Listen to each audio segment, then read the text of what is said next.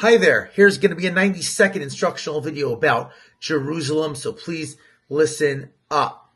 Number one, Jerusalem has been significant to the Jewish people for thousands of years, not just since 1967 when it was reconquered. However, even though it's ancient, the walls around Jerusalem are not that ancient. They're actually just from Ottoman times, a few hundred years old. It was originally called Mount Moriah. Other names of Jerusalem are Ir David, the city of David, who founded and made it his capital originally, or Tzion, as in Zion for Zionism. It was his son Solomon who was the one who built the Holy Temple. Now, when David conquered Jerusalem, he conquered it by using the waterways.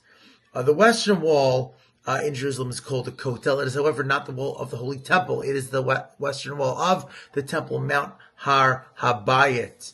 The mountain next to the Temple Mount is called Har Zaytim, Mount of Olives. It is a very special old cemetery there. There are 8 main gates in the walls of Jerusalem, and it went through many renovations, but hundreds of years later it was Herod who built it really, really beautiful. Anyone can enter Jerusalem, whether or not they've gone to a mikvah. All Jews should go to Jerusalem in times of the temple 3 times a year for the pilgrimage festivals. Now, there were 2 kingdoms, the kingdom of Judah, kingdom of Israel, and Jerusalem was the capital of the kingdom of Judah, and hope you enjoyed.